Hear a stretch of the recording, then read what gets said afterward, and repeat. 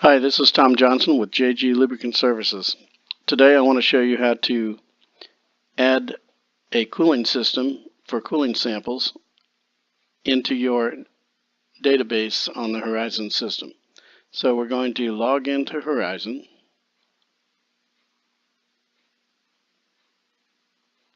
We're going to select at the top Equipment, Management, and Add Equipment.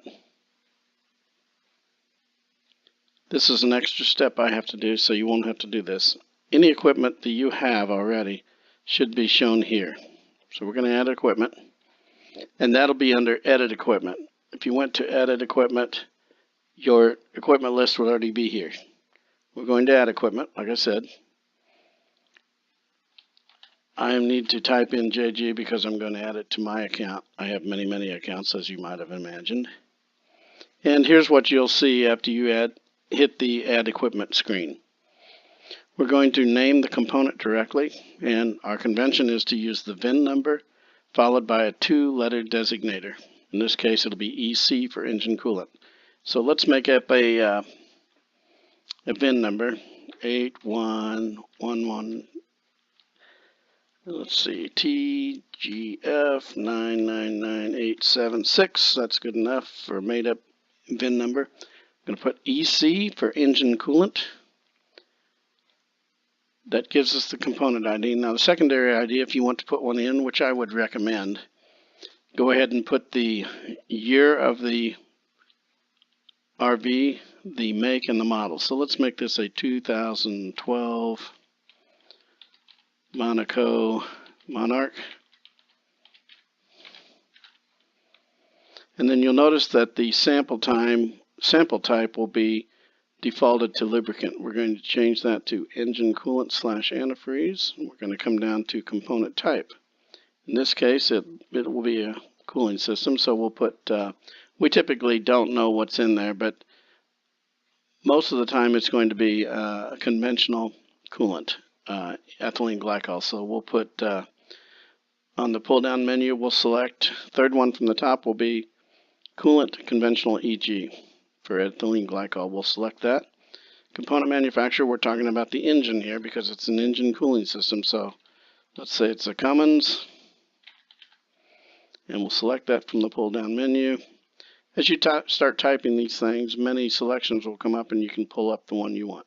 Component model, we'll say is an ISL. We'll select that from the pull-down menu. Application is going to be recreational vehicle, so we'll start typing REC, recreational vehicle comes up, and you click that from the pull-down menu. Don't worry about a hydraulic system pressure. That only applies if you're doing a hydraulic system. And even then, you'll need to find that in either the owner's manual or it could be on some kind of a placard inside the compartment where the pump and circulating system is for the hydraulics. Might be 200 psi, 300, 400 psi, but that's what that box is for. Typically, you won't use that box. Sampling interval in days, 365 or once a year. Sump capacity for an engine coolant is typically 3 or 4 gallons, so we'll put 3 and then we'll choose the units as gallons. Default unit of measure, that's going to be miles for any engine oil or engine coolant. And that would be from the odometer reading. Filter values, don't worry about that. That's not applicable. There's not a filter in the cooling system. And the product values, these are the coolant types, the manufacturer and the brand name. We often don't know that. If you do, if it's a Prestone 5050, then you can put that in. If you don't know that, then don't leave it blank. Just type in UNK and select unknown. Then the report will say unknown, which it is. We just don't want it to be left blank because then it'll say missing information, and that may be confusing to the customer. The wildcard values are for anything that you think's pertinent to the report, like, I don't know, customer thinks coolant is new. Or whatever things that you want to, this will show up on the report under the component values under the component ID and the secondary ID and the type of coolant it is. These wildcards will show up under that. Then we just simply scroll down, and on the bottom right we hit review and save. And then if we want to go back and change it, we can hit the change button. Or if you think, oh, I messed that up, let's remove it and start over, there is a removal button so you can start fresh. Typically you'll either change it or you'll just go ahead and confirm. The confirm button saves the equipment. You can still go in and edit the equipment after you put it in, but the confirm actually saves it. So we're going to save this. Now we've added that a piece of equipment so we can submit samples against it now. So let's go see if we can find it. So we'll go to equipment, we'll go to edit equipment. Again, your equipment will immediately show up. I have to do one extra step here, sorry for that, during the demo, but I have to do that. And then if you have a lot of equipment and you want to sort them, let's say we just want to look at the coolants, we'll come to component type, type in cool, and just only coolant sample or cooling equipment will come up. And this is the one we just created, the 2012 Monaco Monarch. Here's the VIN number that I made up. So it is there. So this shows you that it did indeed save the equipment, and now you can submit samples against it. So let's go to sample submission.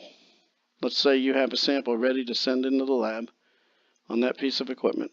So instead of filling out the forms, we're going to now use the sample submission online. So your equipment will be here as soon as you hit sample submission, and of course I have thousands of them. So I'm going to type in JG, select our account, our main account. If there's a lot of them again, I'll put in cool, narrow it down, and there it is. So I'm going to click that. I'll click the green button because this is the piece of equipment that I want to submit a sample against. So I'll click the green button, and there's my sample submission form. So if I have a tracking number, I'm not going to fill this out. I'm just going to show you what to do. You'll put in the tracking number, and as soon as you put in the tracking number, which is the barcode on the kit form, remember you're not filling out the form. You're just instead you're going to submit this online or through your smartphone. So you'll take the tracking code or the barcode that's shown on the form, and as soon as you enter that, it'll show you the kit over here. It'll show you which one of the kits you're using. In this case, if it's coolant sample, JGCA21 coolant analysis kit will pull up. So whatever kit corresponds to the tracking code will be shown in the kit. Sample date, you just go to the calendar, pick the date that you sampled it. Fluid time is if you know how much time in miles or whatever other designator you want to use, hours or whatever. Typically it'll be miles. If you know the fluid time or how many miles were actually on the coolant at the time of the sample, you can enter that. If you only know the odometer reading, which is the total component time, then put that in. Let's say there was 45,000 miles on the coolant or on the engine via the odometer reading. And we're going to say, no, we did not change the fluid. And no, we did not change the filter. We don't know if any coolant was added during the time. If you do, then you can say how much was added. Typically, you wouldn't know that. And that's pretty much it. If you want to add any notes to the analyst, ask the analyst something, you can type it in here. This will be comments or questions in the notes to analyst. And then you hit the green button, and that saves it.